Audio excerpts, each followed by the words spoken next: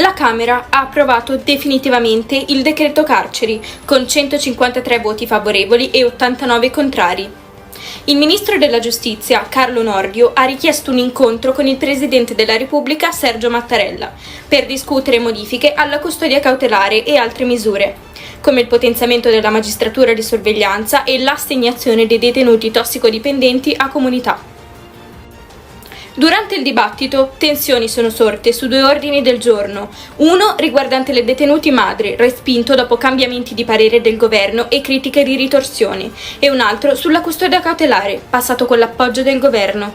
Le opposizioni hanno protestato chiedendo un'azione riparatoria da Nordio. Il presidente della Camera, Lorenzo Fontana, ha ribadito la centralità del Parlamento nel processo decisionale.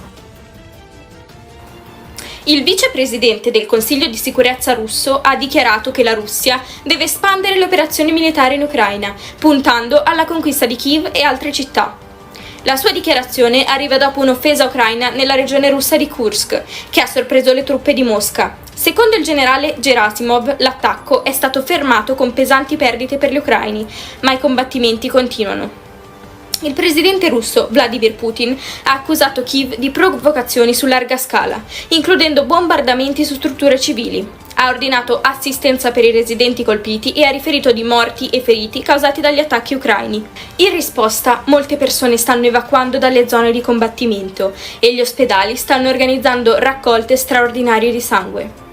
D'altra parte, nella regione ucraina di Sumy sono state evacuate circa 6.000 persone a causa dei bombardamenti russi.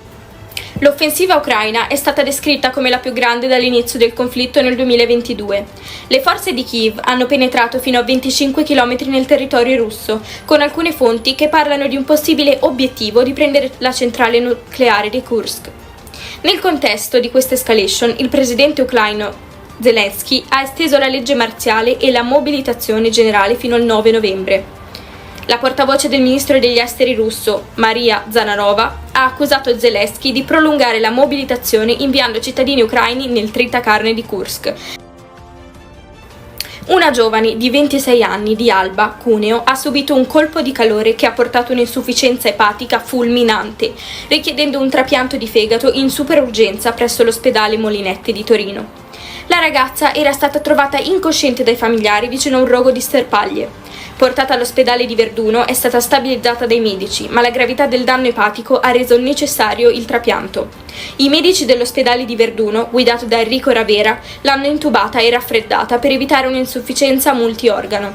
La situazione del fegato è però peggiorata, portando alla decisione di trasferirla a Torino. Il direttore del centro trapianto di fegato di Torino, Renato Romagnoli, ha inserito la giovane in lista d'attesa con priorità di superurgenza nazionale. Fortunatamente un fegato compatibile è stato disponibile grazie a un intervento simultaneo di divisione del fegato, split liver, in corso in un ospedale piemontese. Il trapianto, eseguito dai Romagnoli e la sua equipe, è durato circa 8 ore. La giovane ha iniziato a migliorare rapidamente e si sta risvegliando nella terapia intensiva. Giovanni Lavalle, direttore generale della Città della Salute di Torino, ha elogiato l'eccellenza del personale medico e l'efficacia organizzativa che hanno reso possibile questo intervento salvavita.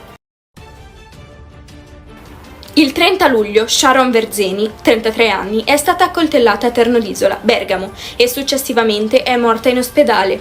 Nonostante le indagini, il suo assassino non è ancora stato identificato.